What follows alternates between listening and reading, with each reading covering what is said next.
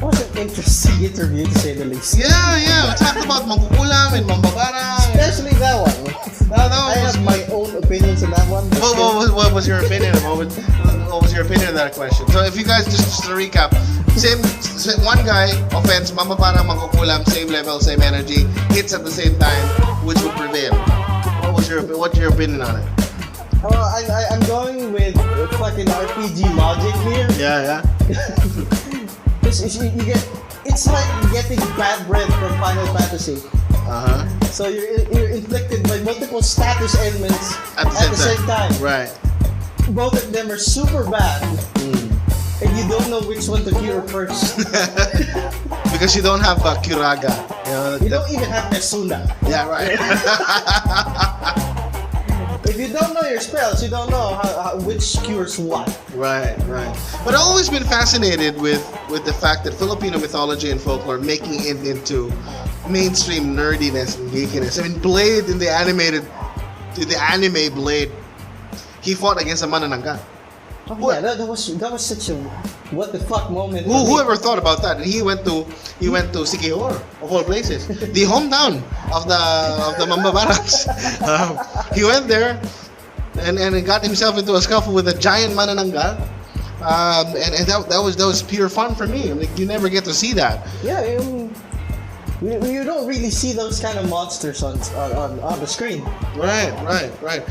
Another thing Unless you count, that. What?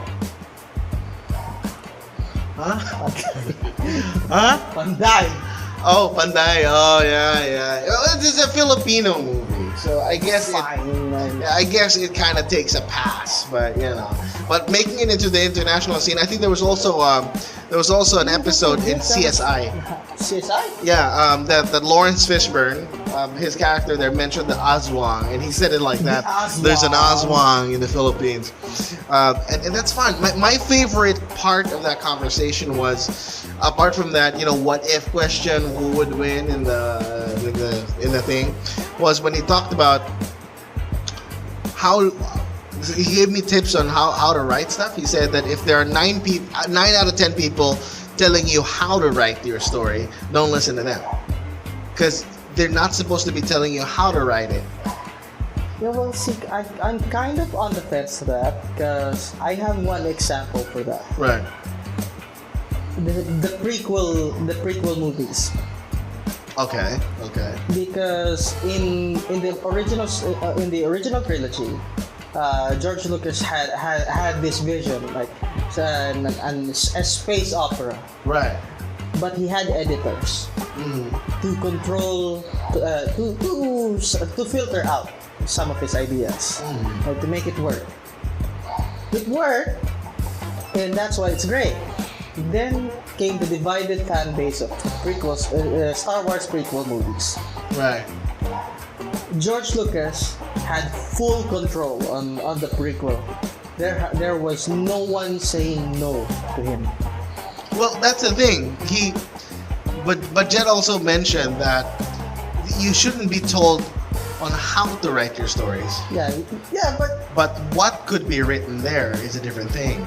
What could be included and what could make it better? What should just be filtered out? Right.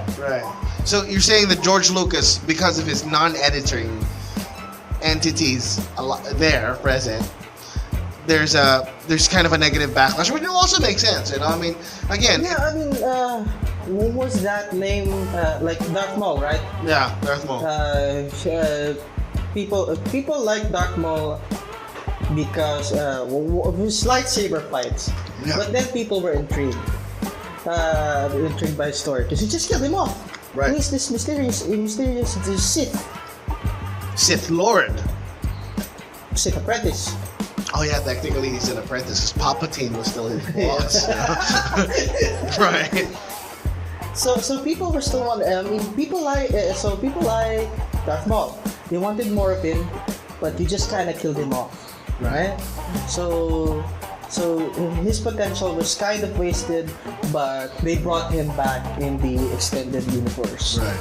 But so if you're if you're a hardcore Star Wars fan, you will follow that. But if you're just a casual moviegoer, why is this? Okay, he's alive, but how? Then you have to read something on. I like also the fact that he walked me through a lot of his inspirations about, how he got his characters from, the existing things that he has read in the past, and I really like the fact that he turned Alessandra Trece into a girl, which was mostly influenced by Cacho Baldissimo. He said that when they were writing the initial stories with Anton Trece, which is the father who then became the father, there's something lacking in that.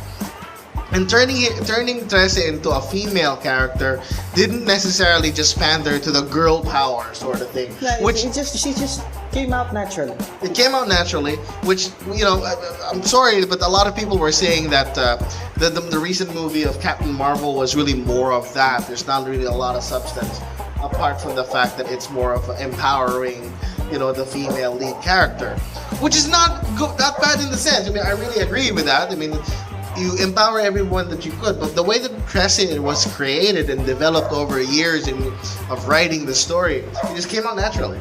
Yeah.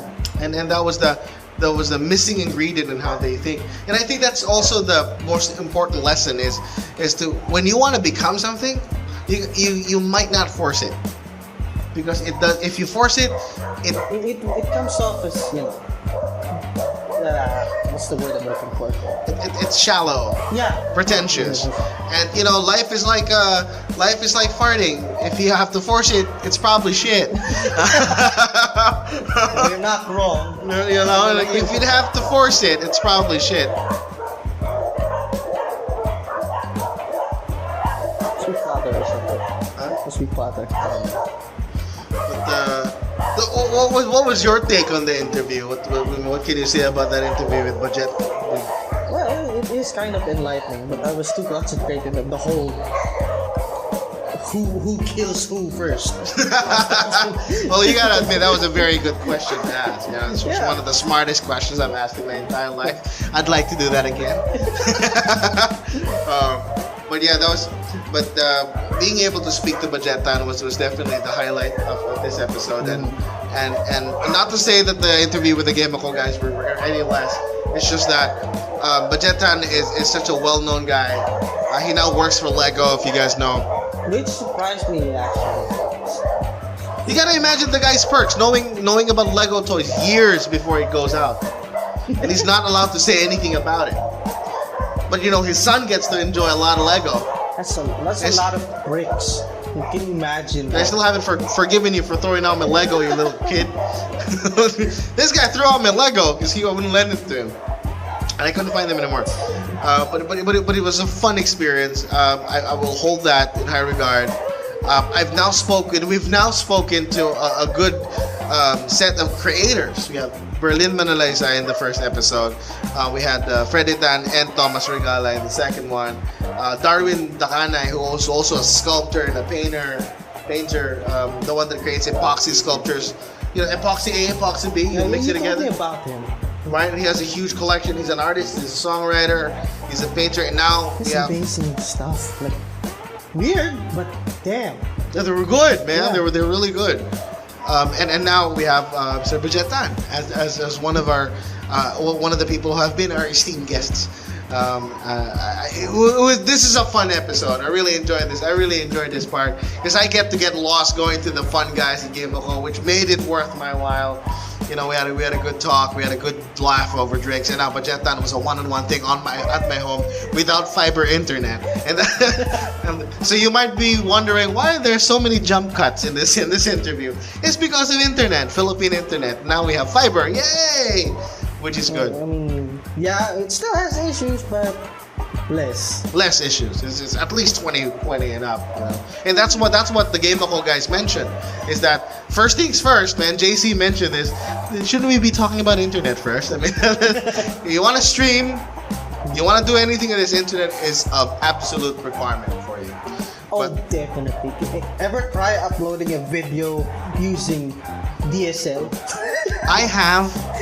It took me an entire day. It took me like 15 minutes just to upload 10 seconds. Was it 10 seconds of video. That's that test video I uploaded on Facebook. right. You're using OBS. That took a while. Really? Like For DSL? mm. Yeah. But there you have it, guys. Unfortunately, we're already running low on time. But do you have any last words to the listeners that we have? I mean, it's your first time to join the show. Well, Any last words? Anything you'd like to ask them to play with you? Are you on any Discord or any game you'd like to ask them to play? oh, there are lots of games. I mean, the current game that just came out, it's on early access right now, called Risk of Rain 2. If you're a fan of Risk of Rain, I highly recommend. Was that Risk game. of what? Risk of Rain? Okay. It sounds dumb, but it's actually super good. All right. Yeah, We'll check that out. Is that on Steam? Yeah, that's on Steam. So thankfully, you don't have to wait like a year or 6 months to on Epic Game Store if you're a Steam guy. We're gonna have to talk about Epic Game Store in the next episode. I got stuff to say about that. But okay, go ahead. Anything else? Well, like the hashtag right now is dream big. Like I set the bar to myself too low. Don't do that. Everybody has. But yeah, for me, it was it's a huge pleasure to have you guys. Thank you for listening in. But this has been episode 3 of Pop Mag. Again, my name is BJ Ganayon. This is Gori, your host, and co-hosting me today is the brother Trixter. And if you have time, please drop by our Facebook channel. It's Gori-Gori Gaming on Facebook. And this podcast is going to be available in Spotify and on Podbean. Just it's free to download on Google Play. Just get them on your phone, and you can get our episodes. And speaking of Spotify, Capcom just dumped their entire soundtrack on Right. Spotify. You know what? We failed to mention that today. Go to Spotify. Go look at Capcom soundtrack They got and. amazing soundtrack over the Also, years. I like the Mega Man soundtrack. It's awesome. I like Project Justice though. Project Justice is nice. Project Justice is nice. Good. So we have a lot of things to do in Spotify. Go get the Capcom soundtrack. Go get our episodes. We have episodes 1, 2, and now 3. Our very first podcast for 2019 is up. Thank you very much. Hopefully we'll upload more than just a year this time. We'll upload more. We're going to continue this. But again, this has been Gori. This is Trixter, and you have been listening in to Pop Mag, the Pinoy Online Pop-Culture Music and Gaming Podcast. We will catch you next time. Bye-bye. Yeah.